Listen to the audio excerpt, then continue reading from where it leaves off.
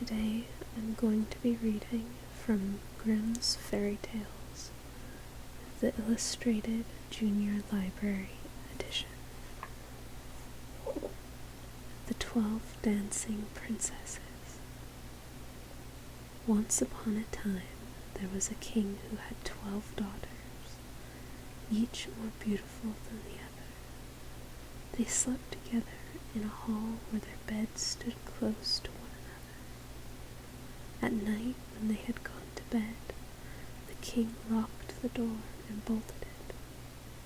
But when he unlocked it in the morning, he noticed that their shoes had been danced to pieces, and nobody could explain how it happened. So the king sent out a proclamation saying that anyone who could discover where the princesses did their night's dancing might choose one of them to be his wife and should reign after his death. But whoever presented himself and failed to make the discovery after 3 days and nights was to forfeit his life. A prince soon appeared and offered to take the risk. He was well received and at night taken into a room adjoining the hall where the princesses slept. His bed was made up there, and so he was to watch and see where they went to dance, and so that they could not do anything or leave without being seen, the door of the room was left open. But the eyes of the prince grew heavy, and he fell asleep. When he woke in the morning, all 12 princesses had been dancing, for the soles of their shoes were full of holes. The second and third evenings passed with the same results. The prince was then granted no mercy, and his head was cut off. Many others came after him and offered to take the risk, but they all forfeited their lives. Now it happened that a poor soldier, who had been wounded and could no longer serve, found himself on the road to the town where the king lived. There he fell in with an old woman who asked him where he intended to go. "I really don't know," he said, and he added in fun, "I should like to discover where the king's daughters dance their shoes into holes, and after that I should like to become king." "That is not so difficult," the old woman said. "You must not drink the wine which will be brought to you in the evening, but must pretend to be fast asleep." Whereupon she gave him a short cloak, saying, "When you wear this, you will be invisible, and then you can slip out after the 12 princesses." When the soldier heard this good advice, he considered it seriously, plucked up the courage to appear before the king, and offered himself as a suitor. He was as well received as the others, and was dressed in royal garments. In the evening, when bedtime came, he was conducted to the anteroom where he was about to go to bed, and the eldest princess appeared, bringing him a cup of wine.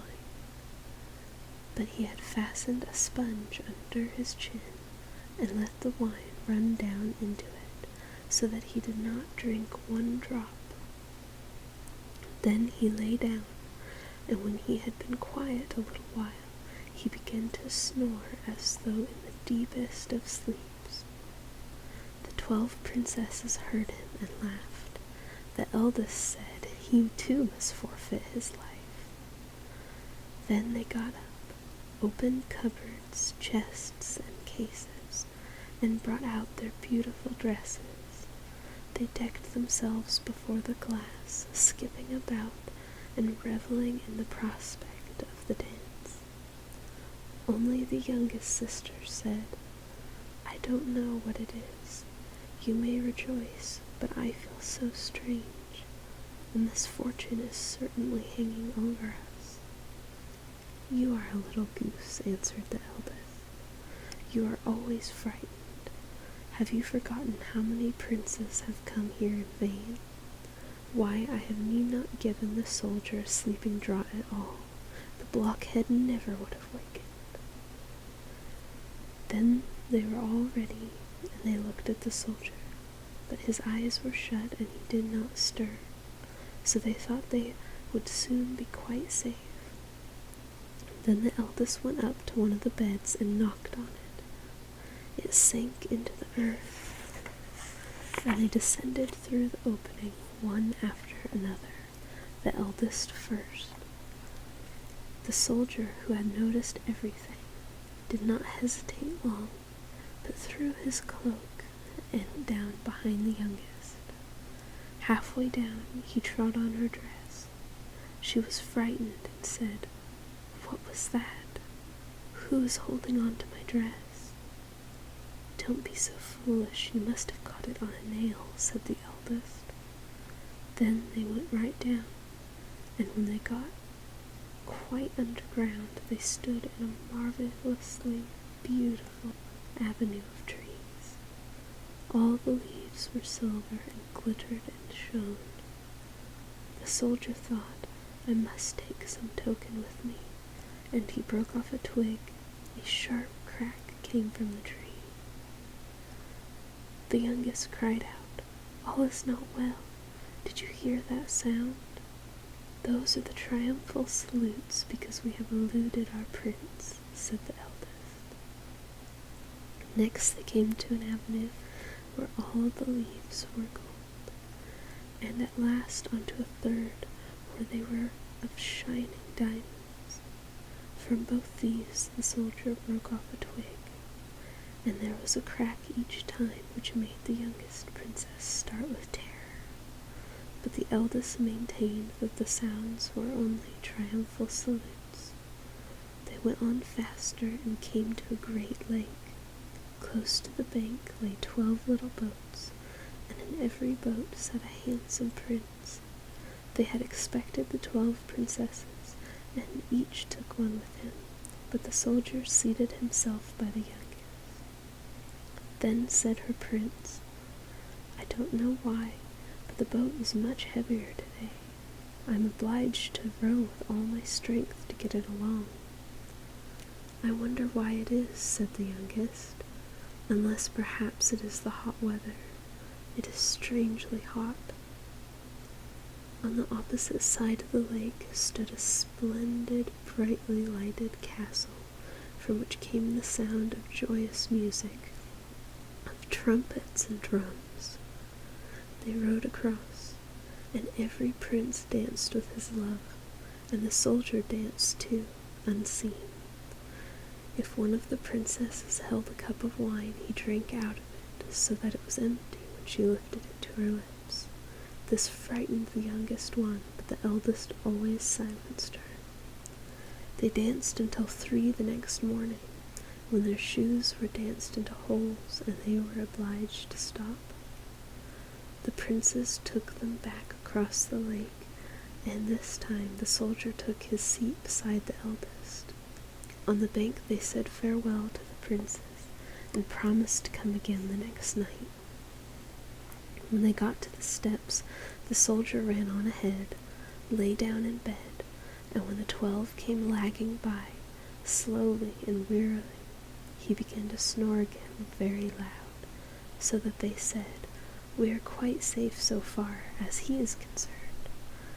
Then they took off their beautiful dresses, put them away, placed the worn-out shoes under their beds, and lay down.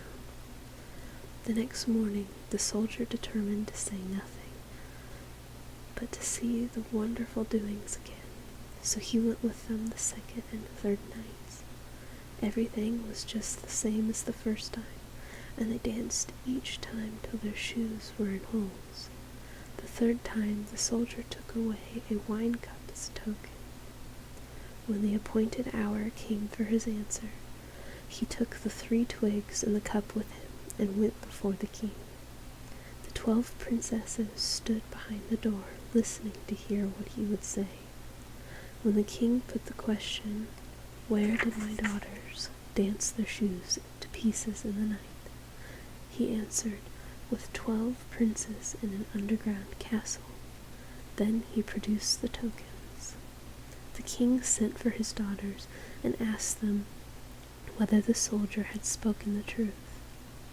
As they saw that they were betrayed and would gain nothing by lies, they were obliged to admit all. Thereupon the king asked the soldier which one he would choose as his wife. He answered, "I am no longer young. Give me the eldest." So the wedding was celebrated that very day, and the kingdom was promised to him on the king's death.